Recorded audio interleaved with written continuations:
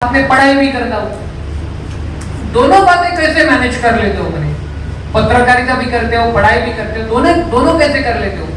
त्यांना उत्तर दिलं, साहेब म्हटलं तुम्ही जसे बीजेपीचे नेते पण आहात आणि देशाचे प्रधानमंत्री पण आहात, तसं तुम्ही मॅनेज करता तसं मी पण करून घेतो म्हटलं. हसले ते. म्हटले मेरा काम कैसे लगता है? म्हटलं हा मुद्द्यावर आल्या. म्हटलं मेरा काम कैसे लगता है? म्हटलं सर देशाच्या अंतर्गत विकासाच्या बाबतीत माझे तुमच्याशी भरपूर मतभेद आहेत. म्हटलं 100%. कारण 2014 नंतर आमच्या पत्रकारांचं जे जगणं करून टाकलंय ना ते निश्चितपणानं वाईट आहे. काय छापतात पत्रकारात? पुणे, मुंबई, राजकारण, नागपूर, हा नेता काय बोला, दुसरा नेता काय बोला, त्याच्या पलीकडे पत्रकारिता आहे. एका विशिष्ट पक्षाला बांधून दावणीला बांधून केलेली पत्रकारिता नसते. आणि आज माध्यमांमध्ये मला तेच दिसतं. युवकांचा आवाज कुठे दिसतो तुम्हाला? नाही दिसत. म्हणून डिजिटल मीडियाची क्रांती करणं आवश्यक आहे असं मला वाटतं.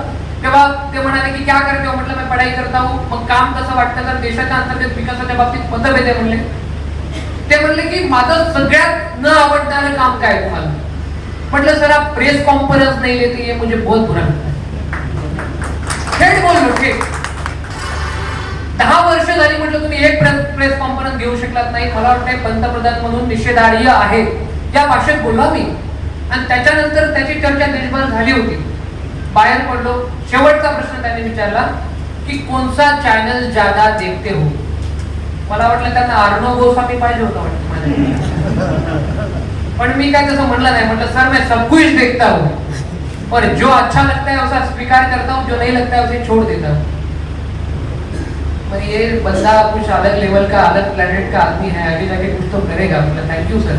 बाहेर पडलो. सगळे पत्रकार मित्र, ज्या पत्रकार मित्रांसोबत मी रोज बातम्या करायचो, रोज पत्रकार परिषदेला जायचो, ते माझे पत्रकार बांधव माझ्यासाठी वेट करत थांबले होते. माझ्यासाठी तो खूप अभिमानाचा क्षण होता.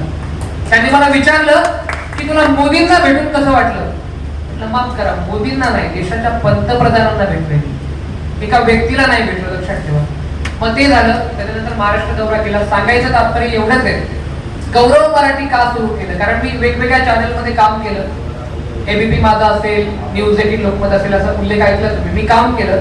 ते काम करत असताना माझ्या दिव्यांग बांधवाचा एखाद्या विषय आला, अरे या बातमीला फारसं वेटेज नाही रे, टीआरपी भेटणार नाही.